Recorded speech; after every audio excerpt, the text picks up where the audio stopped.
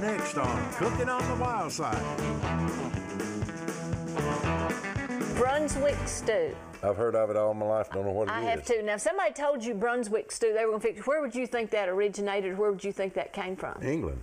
Well, see, I was thinking England, I was thinking Canada and all that. Well, I ran across this recipe for Brunswick Stew, and I got to looking at it and thinking about it and thinking how fun it would be, you know, to do that. The main ingredient, or the first ingredient of all Brunswick stews is squirrel. Really? Yep, which I didn't know. But so I started researching and all that. I came across this little article that was talking about Brunswick stew.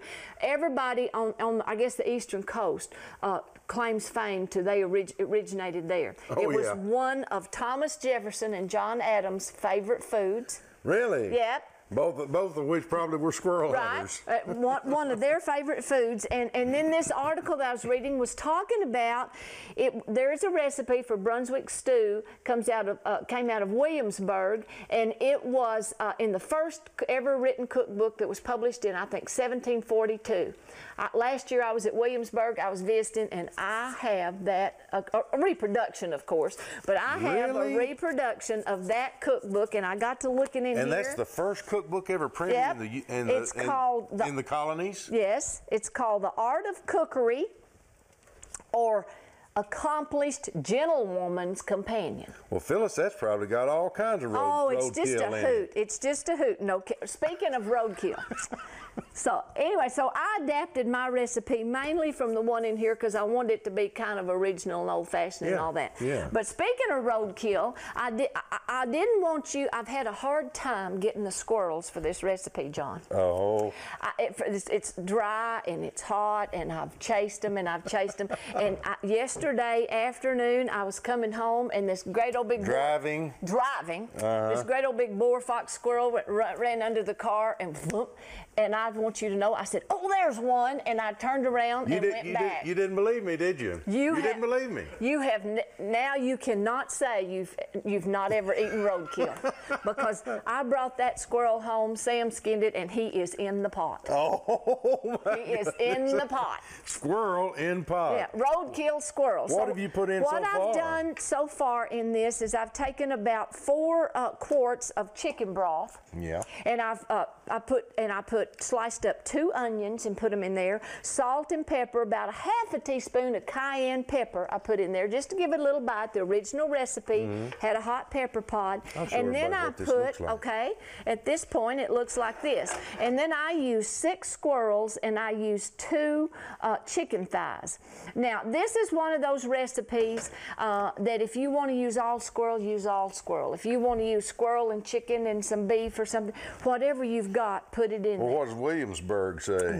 They had 3 different recipes in there. Really? The first one that I saw had chicken and squirrel and ham, and we are going to add some ham. But you boil this for, bring it to a boil, turn it down to a simmer, and simmer it for about an hour and a half, and then you take all that meat off those bones. No bones? No bones. Well, I hope there's no bones in there. There's not supposed to be any bones in there. Put it back in the pot, and then you're going to add the rest of the ingredients. And those ingredients are, and this is in every recipe I saw, lima beans. I got you Ford Hook, frozen lima beans, and this is about 2 of those 10-ounce packages. Whoa. You put that in there, and then you're going to put, about 2 10-ounce packages of corn. Whole kernel corn. Were both those are both frozen. Yeah, they were frozen. If you had fresh out of the garden, but you know, that'd be great. But I can't imagine having corn at the same time you could have. No. And then I took about 4. The original recipe called for Irish potatoes. Irish potatoes. Yeah. And these, I like the red ones, and I left the skins on. Now I don't know if Thomas Jefferson left the skins on or not, but anyway, I did. 2 28-ounce cans of whole tomatoes. Whole tomatoes. And then a pound of really good smoked ham chopped up like that. Is that your special stuff from Louisiana?